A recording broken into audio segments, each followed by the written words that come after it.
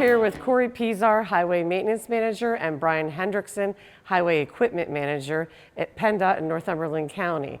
Corey, could you talk to us about where we're at right this moment and why we're wearing safety glasses? Well, right now we are in our garage facilities at Northumberland County, PennDOT, where we do all of our servicing, repairs, and maintenance on our fleet that we utilize in the winter to perform winter services.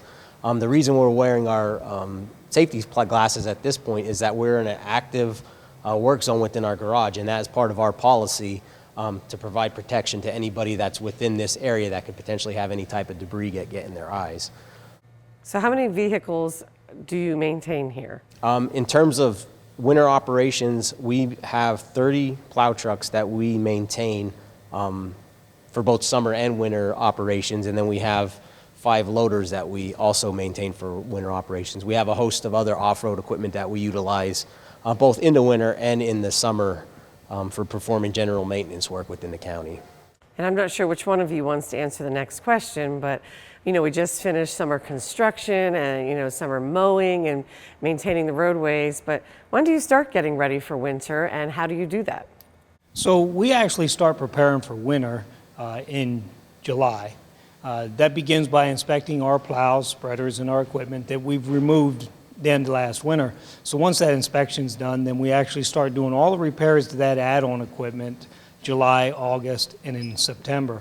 Then beginning in September, we actually begin the process of installing and verifying each one of our spreaders for the 30 dump trucks to include going over all 5 of our loaders, to make sure that they're ready and prepared for winter, to include the 2 graders that we put out at stockpiles for winter services as well.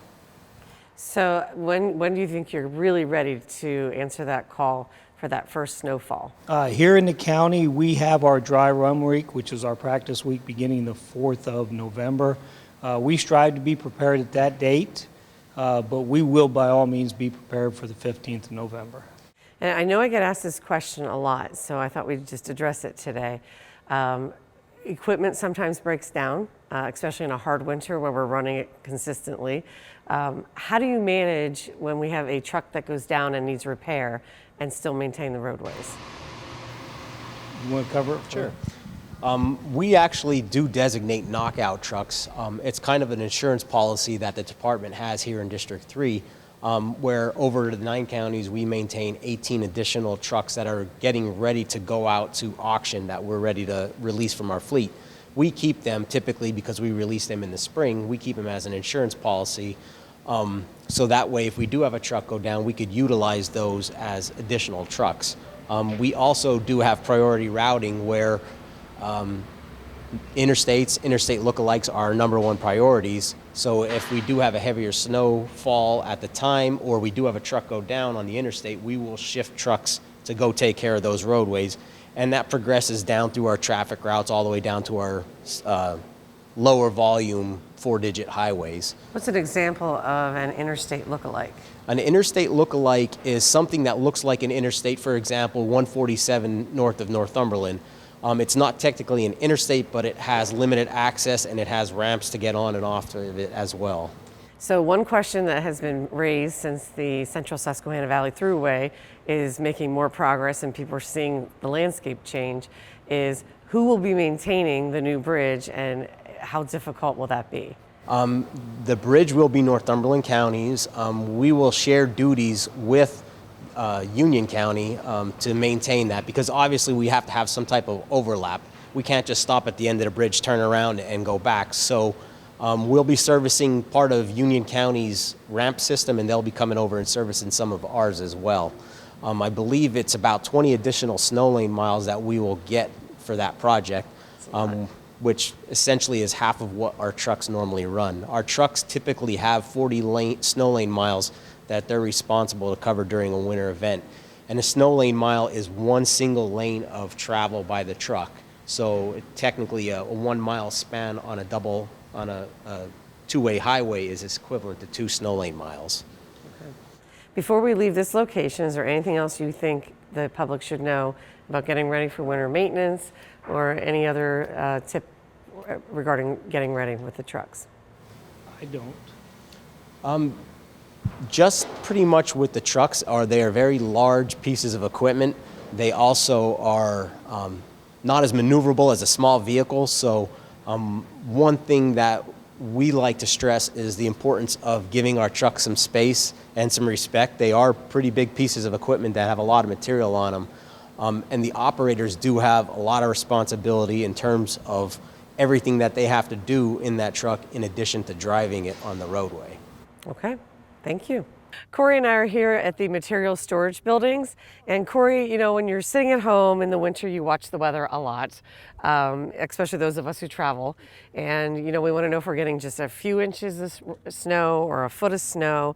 But I'm assuming that hearing the report is much different for somebody who works for PennDOT than the traveling public. So explain to us what happens once that forecast comes in. Yeah, those forecasts are a little more important to us. We look at it from a big, broad picture where we have winter pre-conference meetings with PSP, PEMA, the Turnpike, the rest of the state, where we'll go over scenarios. We have AccuWeather, which is our service provider that provides us custom weather reports, and we'll discuss our availability of equipment, materials, and just make sure that we're ready to fight the storm when it comes to the front. At that point, we're working with our crews. We try to anticipate the storm closely as possible. Maybe within 2 hours, we try to get our guys out ahead of time so that way they're getting their truck, they do their pre-trip inspections, they make sure it's safe for the road, they don't have any mechanical issues, they get their material loaded up, and they'll go out to their route and they'll wait there until the snow begins. So that way we can ensure that we'll get the application down as soon as the winter weather begins. In some instances, like in the beginning of the year, when we don't have a residual salt chloride buildup on the roadways, we will go ahead and we will pre-treat the interstates with the salt brine liquid to give us about a 20-minute leadway to go into the storm until we can get our granulars down. And that is the two wet spots we all see on the roadway. Yep, the little streaks of storm. White water that's getting placed down. Like I said, that buys us about a 20-minute window until we can get out and get the granulars down. We only have about a 12-hour window to put it down because as that liquid dries, it can actually dry and the salt brine residue can blow off the roadway if there's any type of wind. We also pre-treat our material, our granular material, at the spreader of the truck, which has benefits both ways in terms of conserving the material but also activating the material. When we use our salt brine at the spreader, it keeps the material from scattering as much and concentrates the material on the roadway, and also that liquid brine actively engages the salt to help clear the roadway of any type of ice or snow that's on there. In terms of what we do, we try and follow our guidelines when it comes for application rates. Typically, we try to aim for about 250 pounds per snow lane mile when we're applying our roadways. There are some instances where on a mountain, say, we may use a little bit more additional material. Typically throughout the county, we use a 50-50 material mix of salt and anti-skid, which is a very fine aggregate to provide traction. On some roadways, such as our interstates, we use 100% salt on those. So that's a little bit of the way that we kind of get ready and have everything on hand for when the snow starts to fly. So a little controversial this year was the governor's policy of having all tractor-trailer trucks off the roadways. And the snow did not do as was predicted by the Weather Service. How does it help you when they're off the roadways? The biggest thing, traffic isn't necessarily a bad thing when we're out there on the roadways, especially when we start getting out of daylight hours, because the traffic driving over the material actually activates it. When we lose that solar power from the sun, that's when we kind of rely on the traffic to make the material work. The big thing is when you have a vehicle out there, such as a tractor trailer that does not have any load in the back of it, or they do not have tire chains, it's very, very easy for them to get stuck on a slight incline of a roadway, and that's where it really bottlenecks us. When they block a roadway when they're stuck, we don't have the ability to get there with our plow trucks because our plow trucks aren't as maneuverable as a smaller vehicle. So the foremen have to work to try and get those trucks freed up. We have to try and work with PSP and local EMA just so that we can get our trucks to those locations to free them up. And we do assist with those stuck vehicles. We'll come and we'll apply material in front of them a little heavier to try and give them some traction. And if that's not the case, then we usually call PSP to get a wrecker service in there to assist them, whether it's to get them up the mountain or just clear them off the roadway so that way we can continue to service the roadways. So one of the other things I hear about when we're getting a prediction of snow is, could you please call PennDOT for me because they have a special weather service. Where do you guys actually get your weather from? Like I said, we do have a paid weather service through AccuWeather, but it's kind of more tailored in terms of start-stop times throughout the state, so that way we can plan a little bit better on an hourly basis. In all reality, looking at the regular AccuWeather hourly prediction, we use them. We use WNEP, we use WBRE. We don't just use one weather service when we're trying to make a prediction because, like I said, we want to be as proactive and get out there in time for the storm, but we don't want to have our guys sitting out there too early, wasting taxpayer dollars. I know when I go home from work some days, if I see PennDOT sitting, because I know where they sit when they're getting ready to plow, I'm like, oh, I must have missed a weather forecast because here they sit. Or it makes people hurry home because they're like, well, PennDOT's out, it must be getting ready to snow.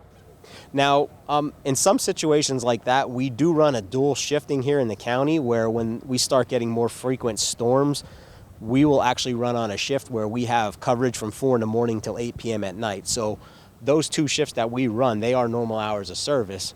Typically, during the dark hours, if there isn't any chance of weather, that's when we're maintaining our equipment, we're fixing our tire chains, we're doing training. We have a lot of dark hours training that we do for the winter, removal of snow and also for some of our summer operations. And then we also will work on certain things like getting our trucks repaired, or we'll wash our trucks off because the chlorides are pretty harsh on the vehicles. So that may be a time that we're physically out there working normal shifts with the chance of a storm coming on. Then we're out there maybe a little bit in addition to the storm coming in. And then in the summer, do you just have one shift? In the summer, yeah, we run a typical 7 to 3 shift here. Our garage typically runs a dual shift just because of different operations that go on through the county. If we're doing chipping or paving, those crews typically work beyond 3 o'clock. Right.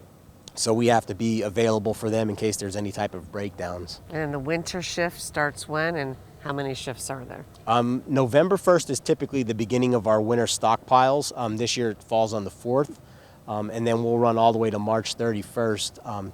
That's officially the end of our winter. Not saying that we can't get any snow after March 31st, but those are the time frames that we try and our operators go from summer mode to winter mode. And do you have 24/7 coverage or 2 shifts, or how does that work? We do run 24/7 coverage during an event. Right now we run 2 shifts. We run from 4 in the morning until noon.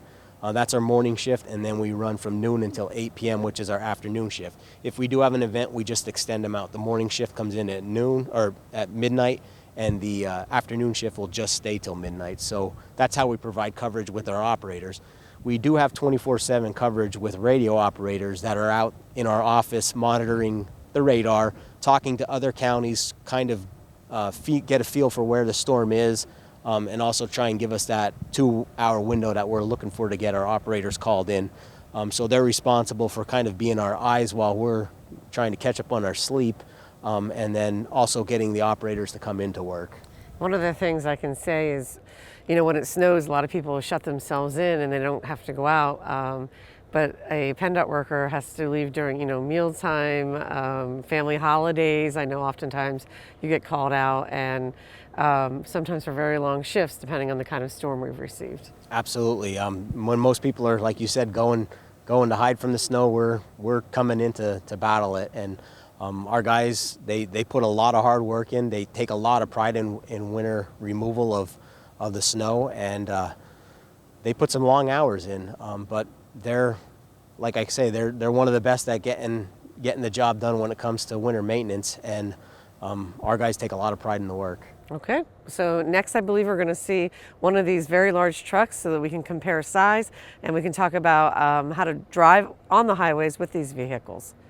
Corey and I are here with a actual plow truck that goes out on the interstates, and also behind us is where they keep the 50-50 mix and the salt. So Corey, let's talk about what is this big truck behind us. Well, this is one of our trucks right now that services our interstate. It has its front plow on it, but it doesn't have its additional plows. This truck is capable of having 2 wing plows, which extends the truck's plowing capabilities out to 27 feet. This truck here is also equipped with a dual spreader, so we have the ability of spreading on both sides for the passing and the travel lanes on the interstates. This truck right now is capable of hauling 15 tons of material on it as we prepare for the storms, and that allows us to make our full rounds on the interstates and the highways to what we call our cycle times. For the higher priority routes like our interstates and our interstate lookalikes, we typically have about a 2-hour cycle time for that, and then every other road we have a 4+ hour type of cycle for those roadways. So that's a long time to be in a truck if you're the driver. Yeah, they don't get a break when they're out plowing. I mean, And under some pretty stressful, situations. Yep.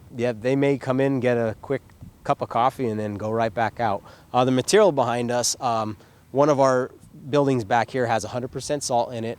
And then the other one has a 50-50 mix of both salt and anti-skid, which is, like I said, a granular aggregate that provides traction to the roadway. Right. So what's important for the driver of the plow truck during a storm? Well, the biggest thing with a public driver driving in a snowstorm would be not to go out in a snowstorm if they didn't have to. But I understand that people have jobs, they work in hospitals or whatnot where they have to go out and physically go in the storms. So the big thing would be to make sure that they're prepared for the storm. They have the essential items that they need in their vehicle in case they do get stuck. But number one, make sure their gas tanks are full and they also have proper tires on their vehicle. It's too often than not that when we're out in a snowstorm and we're dealing with a vehicle that's stuck, most of the time they don't have adequate tires on their vehicles, and then that causes our trucks to get stuck in a queue of vehicles waiting for a wrecker or somebody else to come to assist those vehicles to come out. But the biggest thing, in addition to that, if you have to be out in the snowstorm, is to give our plow drivers a little bit of room when they're out operating. You can see there's a lot of stuff on this truck right here that they have to do in addition to driving. They have to maintain their material in their truck so that it's getting fed to the spreader. The spreaders are adjustable rates, so they have to monitor how fast the spinners are spreading, how much material is actually going to the spreaders. And then they also have to operate the front plows, and if they do have wing plows, they have to operate them as well, all while driving the vehicle. And most of our trucks are manual transmission, so they have to shift as well when they're driving. So they're out there making sure that they're not hitting anything that they shouldn't be hitting out there in terms of, we have a policy where we have to lift our plows up to cross railroad crossings, any type of obstacles out there, whether they're telephone poles or any type of rocks that may be along the roadway that are too large for us to remove. So they're out there focusing on actually plowing. And one of the things that we run into is we have a lot of instances where if a car is going to be following the truck, obviously that's the safest place to be is behind the truck. Give the truck adequate distance so that way you're not getting the material spread onto your vehicle. That also gives a little bit of time for that material to start breaking down and work. Adequate difference or adequate distance is how far? I like to say at least 6 car lengths, but I mean, the further back, the better you are from it. The other thing is when people are following with our truck, for some reason they tend to always have their high beams on, which is just another distraction that the operators have to deal with. Trying to focus ahead of them, they are getting blinded from behind. And one of the other things would be to not pass the plow trucks if you don't have to. And if you do have to, do it in a proper passing situation where you could pass on the left-hand side. We do have some instances where people, if they're plowing a passing lane, they try to pass on the right-hand side. Well, typically all of our trucks plow the snow to the right. So you're going to be driving through the windrow of snow that the plow is plowing off to its side. That truck will come back around on its next cycle and plow that off the driving lane. Right. So just for the safety of yourself driving on the roadway, it's best to follow behind it and let the truck do its work. Typically, our trucks are plowing the snow. They can't go too fast, so people get frustrated because it's a slower moving operation, but it's the safest for them. So explain to me what happens if you get on that right side and get in that windrow because you didn't know any better. Depending on how much snow is falling and how much snow they have to clear off the roadway, that windrow can be as much as an inch or two, all the way up to 6 inches, 8 inches, depending on the weather that we have. So when you get into that windrow, it can throw your car away from the truck into a guide rail or a ditch, or it can suck you back into the truck into the wing plow itself. Corey, so oftentimes, people clear their driveways, but it's still snowing and you still have to plow. So one of the complaints is you block the driveway back up with snow after people have cleared it. We've talked about that a little bit. Can you explain maybe how to make that a little easier on the homeowner and talk about the little plan you have for that? Yeah, our website actually has a lot of good resources for the public. It's called PennDOT Winter Preparedness, and on there they give you some tips and hints on how to deal with winter from living along a state highway. One of them is when you're actually shoveling out your driveway, it's best to place the snow downstream of the traffic, so that way when our truck comes through, it doesn't reclose your driveway, and that's a lot less snow that the homeowner has to deal with when doing so. Also, one of the other things that we run into is a lot of homeowners like to put the snow back out onto the roadway, and they like to plow across the roadway, leaving windrows of snow. That's a hazard that can that affect the traveling public. We typically work with local police to try and address that. Like I said earlier, we may not get back on a roadway for 4 hours on some instances, so that windrow can cause an accident, which the homeowner would be liable for placing that snow back out into the roadway. So that's some things that we deal with on the side that people may not really realize. And also, in addition to that, a lot of big complaints that we get is in terms of mailboxes. Mailboxes, technically, by the post office, have to be accessible by the post office. So in order to do that, we allow mailboxes to be placed in our right-of-way.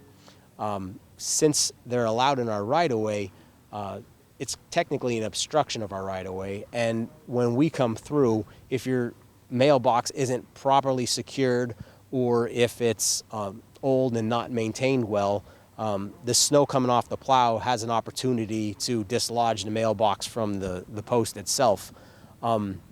Those are some things where the homeowner can clear out around there, just like the driveway, to reduce the amount of snow that's hitting their mailbox. Or there's also a diagram that we provide to build a cantilever type of mailbox to prevent the snow from actually hitting it and dislodging it from the post. That's all good information. Before we wrap up here, if somebody is considering going out in the middle of a snowstorm and is a little unsure, they can go out to 511. Correct. Can you explain what they'll find when they go out there? 511 will give you speeds on the roadway, so that way you know where there may be a traffic jam or delay. It'll also give you any type of winter weather events that are going on. 511, we report through our radio operators a condition where we have conditions ranging from 1 through 6, 1 being bare roads but below 40 degrees, all the way up to impassable. So those conditions are portrayed on the roadway, so you know how much snow is falling and accumulating on a roadway. In addition to that, you could actually see our trucks plowing the roadways live on the 511, and you could actually go back and see where they've been for the past 2 hours. That's great information. Thank you so much for this.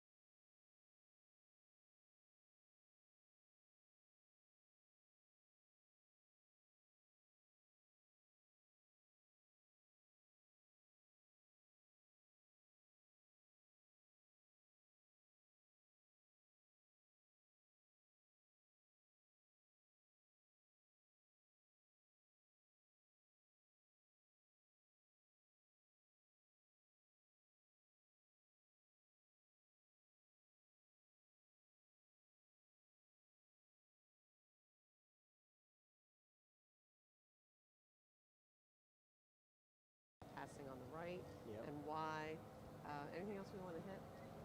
No, I thought that was good. That really hit a lot. So do I want to talk about, or should we